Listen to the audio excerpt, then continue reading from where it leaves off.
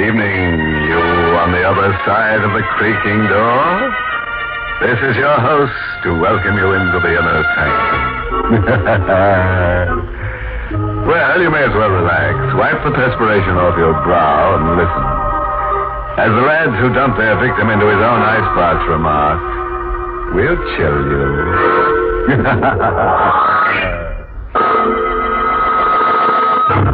Tonight's Inner Sanctum mystery, Death Rides a Riptide, was written by Lou Vittis and stars Arlene Blackburn in the role of Carol with Lawson Zerby as John.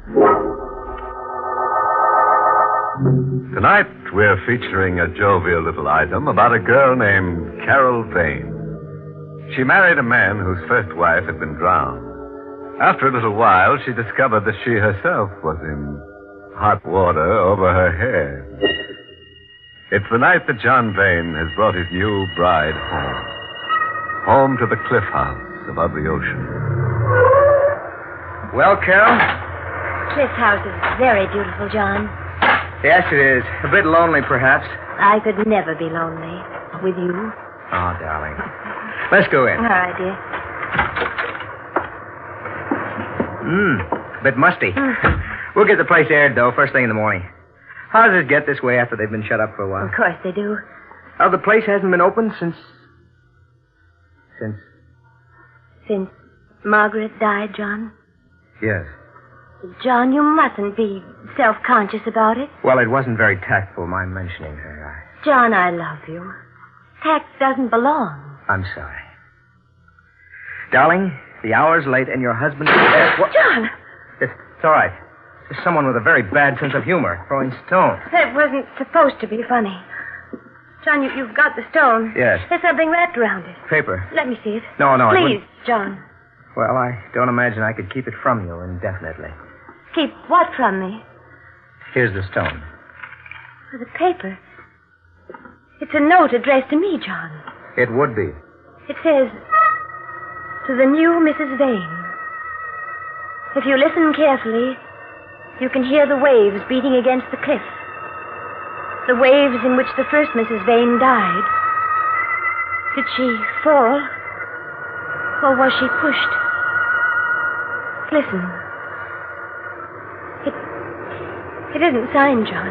No. You can hear the waves. I'm sorry. That's silly. But the note was so nasty. You're not to pay any attention to things like that note. You're not to pay any attention. I won't, John. I won't. Can we go to sleep now? Of course. It's true that Margaret was drowned, but it was an accident, wasn't it? Wasn't it, John?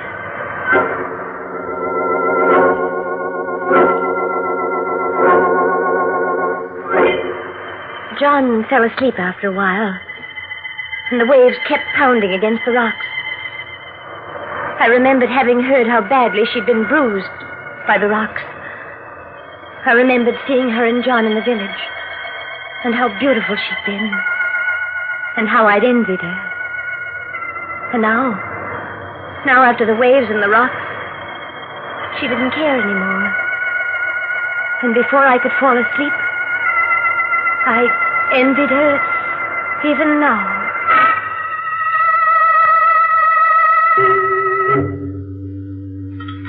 Well, that was a very fine dinner, darling. John... Yes? Exactly how did Margaret die? Carol, there's no I point. want to know. She was drowned. She was a good swimmer. Even good swimmers get drowned. What happened, John? I think it'd be wiser if you'd forget about Mark. All right. There's a beach below Cliff House. It's there at low tide only. A beach and a ledge. Nice place to swim from, the ledge, at low tide. But when the tide comes in, beach and ledge are covered. The tide's strong then, and there are rocks around. Margaret got caught by high tide. That's all. You mean she stayed down below on the ledge longer than she should have? That's right. And that's all, John? What else should there be? I don't know. It's low tide now, isn't it? Yes. I'd like to look at that ledge. Why? Oh, because I'm silly. Because I'm a fool, but... John, I want to look at that ledge.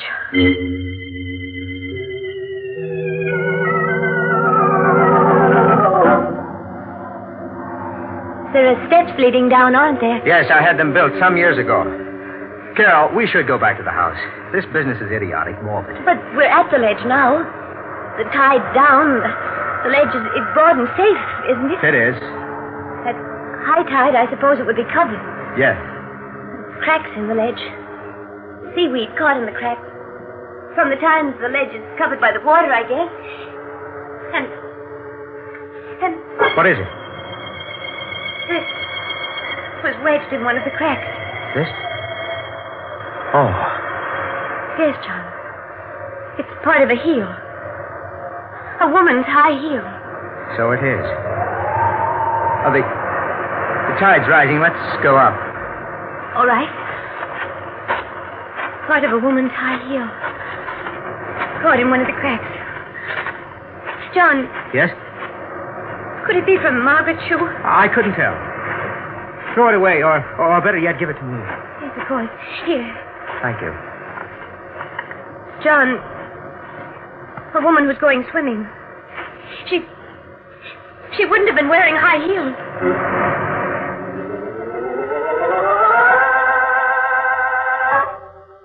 We didn't speak on the way back from the ledge. And once back at the house, John found it stuffy or something, I suppose. He muttered at me and went out into the night. The night that had become so suddenly, of so intense a darkness. John? Oh, wait, I'm coming. Who is it? You startled me, my dear. Appearing there in the doorway, for a moment I thought you were my niece. Your niece? Yes. You're not, of course. My niece is dead. Who are you? Jeremy Mangan, my dear. Mangan?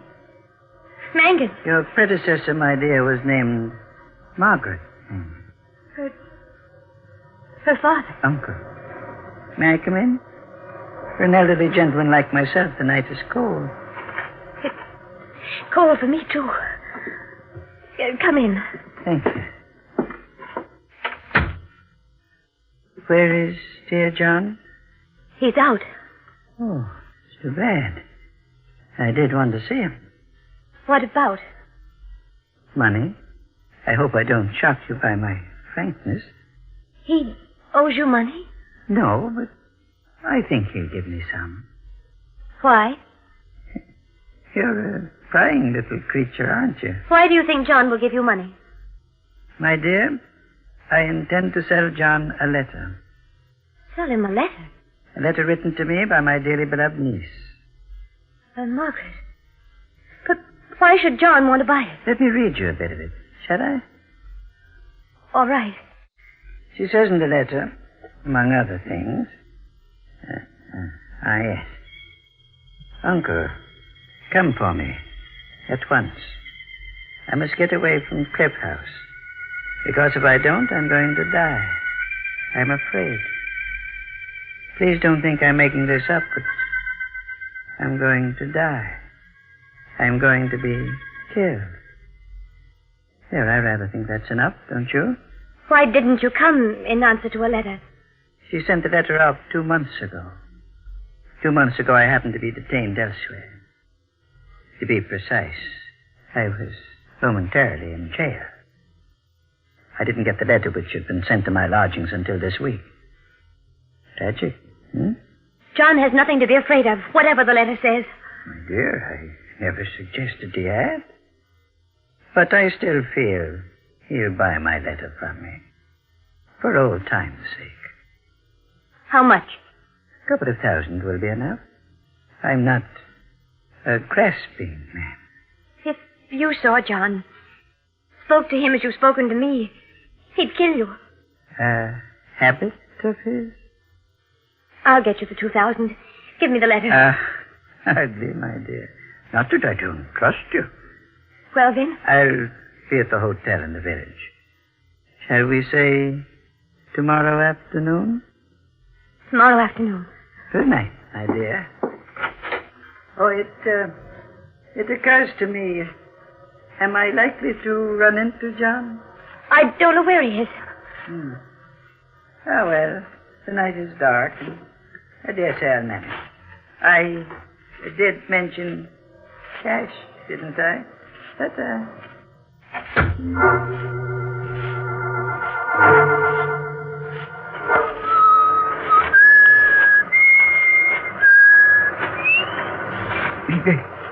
Bless my soul. You startled me. Standing there at the edge of the cliff, Now be careful. My mind, You devil. I won't go over the cliff. No.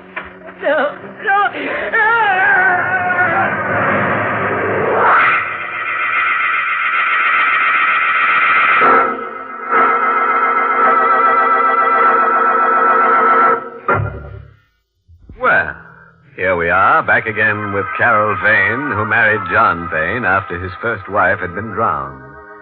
Officially, it was an accident, but a lot of people feel that John believed in the old saying, cast your dead upon the water. At any rate, late one night, the drowned woman's uncle, a man named Mangan, visited Carol. He had a letter from the first Mrs. Vane in which she wrote of her impending murder. Carol agreed to meet Mr. Mangan the next afternoon with some money. But long before then, somebody heaved Mr. Mangan over the edge of a cliff. Maybe for exercise? At any rate, it's the next morning at breakfast. Carol, Yes, John? you're upset about something. No, I'm not. Not really. John, when you went out last night, where did you go? For a walk. Why? Nothing. What's in the papers this morning? Oh, same old stuff. International crises. John? Look at something else. Mangan, Margaret's uncle, Carol. Yes?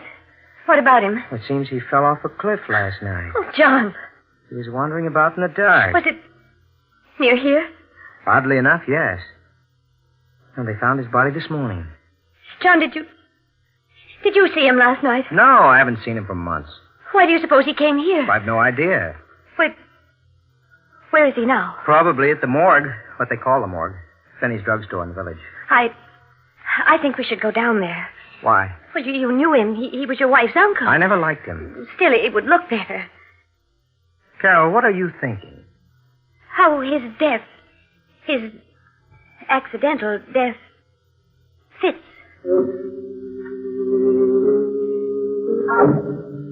He was lying on a table in the back of Finney's drugstore. The fall hadn't marked him much. Nobody had gone through his things yet. So while Finney and John and I stared at the dead body, I gasped. Carol. I feel faint. Huh? Mr. Finney, could you get me something? Of course, Mom. Be back in a minute.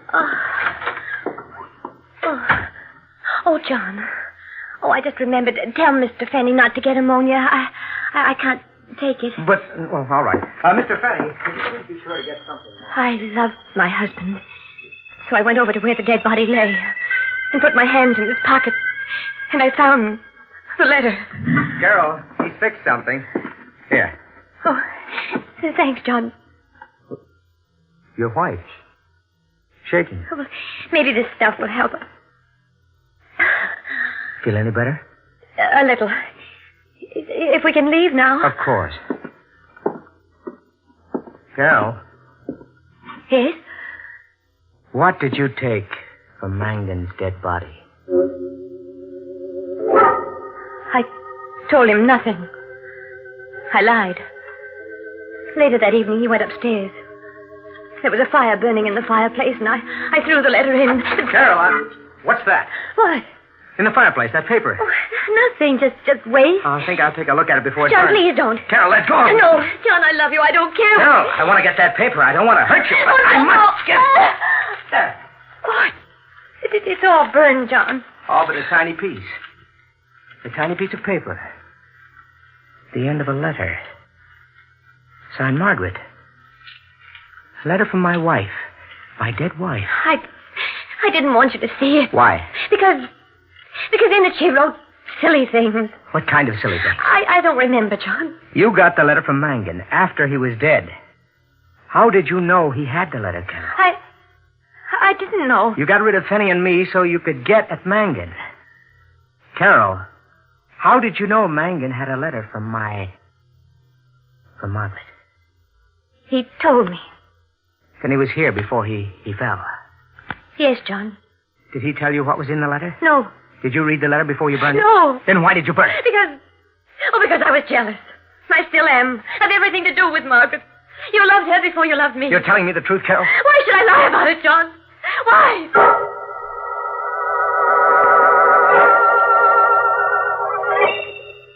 It wasn't very good after that. John took to staying away from home. I saw very little of him. We avoided each other. Each of us for reasons we didn't dare speak of. It wasn't very good there in the cliff house above the ocean. The ocean where Margaret Vane had died, and where Mangan had fallen to his death. I might have gone away. That would have been the safest thing of all for me, but I loved John. I hoped. And in hoping, I was betrayed. John? Yes, my beloved John. Oh, I'm glad you're home, even though... Even though the hour is too late to be respectable? Oh, I don't care. There's a lot you don't care about, isn't there? I don't know what you put on quite an act, don't you? About not knowing. But you do know, don't you? I do know what? That my wife, my first wife, was murdered. John. Yes, it's out now. It's been said now. Margaret was murdered. They don't have to whisper about it in the village anymore. I'll shout it at I won't them. listen to you. You think that'll make it right, huh? It won't, my love. Because you see, the fishing boat Evangeline is back. Fishing boat? It's been away for 3 months. The men on board didn't know about Margaret's death. They know now, and a couple of them remember something. What do they remember? Seeing Margaret on the ledge just before the tide turned. But the trouble is, they're prepared to swear that Margaret wasn't alone. John, that doesn't have to mean anything. Look at me, John. It doesn't mean anything. Carol, what was in that letter you burned? I didn't read it. John, you're hurting me. What was in that letter you burned? Oh, let me go. I'll tell you. Thank you. Margaret was afraid she was going to be murdered. Yes. I rather thought so. That was why Mangan had to die. John, I'm leaving. No, you're staying. Here with me. You're the only wife I have left now. You're insane. Am I? That's a thought. Hadn't occurred to me before. I'll think about it. I won't stay. Why not? I'm afraid. Are you? Get away from my desk. No, you keep a gun here. Yes, I have it now. You wouldn't shoot me. You love me. I do, John. But it's no good anymore. I'm going away. You're mistaken. Don't come any closer to me. You're not going away. You're never going away, Carol. John, if you take another step, I'll... You what, my precious? Oh. Oh. You did shoot after all. Somehow. I didn't think you would. I told you not to come any closer to me. I underestimated you. I've always underestimated you. But, Carol, when I die, and I am going to die, what will you tell the police? But I have to tell them. That I shot you in self-defense. Yes. Yes, of course. That would be your lie. Not a bad one. It might have worked. It's the truth. Of course it is. But, Carol, defending yourself against a murder charge isn't considered good motive for acquittal. What do you mean? I would have bought Mangan off because I was in love with you. Even though I knew. But Mangan was murdered anyway. By you. Very consistent story. But, Carol, you remember that shoe heel? Yes. High heel. Woman's shoe. You know where it is now? No. On the ledge, down below, in the crack where it was before. And the police are going to examine that ledge once again. Now they've heard the story of the fishing boat people. That has nothing to do with me. Carol, Margaret never wore high heels. Never. Something wrong with her feet. So the heel has to be yours. My beloved. Murderess. John. Dead. Dead is Mangan. Dead is Margaret. And I. There was the ledge and the broken heel in the crack. A little item of unfinished business that I had to finish. Mangan was dead and the letter burned. I was safe there. John was dead and his knowledge dead with him. I was safe there. The men on the fishing boat hadn't seen the second figure on the ledge clearly enough to identify. I was safe there. There remained only the heel broken off one of my shoes when I hit Margaret. And I'd get it before the police did. And I'd be safe there. The tide's coming in. The ledge is still above water. The ledge where my heel had been. But the heel wasn't there. Maybe I mistook the place. The ledge is broad. I began to hunt over it. There isn't too much time. The tide's coming in. The riptide that had battered Margaret against the rocks. The heel was down there someplace, and I had to find it. To find it, but I couldn't. And the waves began breaking over the ledge. The water began creeping over its surface. And the shoe heel that would hang me. Wasn't there. But then I realized. John had lied. The heel wasn't on the ledge at all. I must run. Escape. Run. But the waves are higher now. The ledge is covered with water. I turned to run and I fell.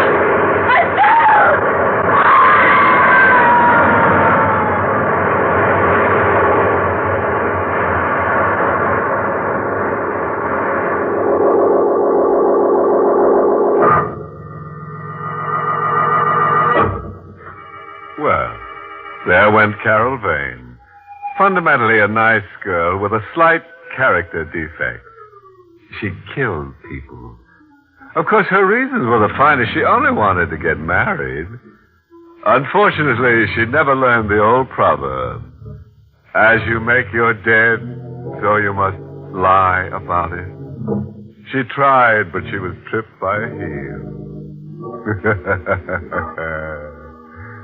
Incidentally, if you happen to be out fishing one of these fine evenings, and the tide's going out, say hello to Carol.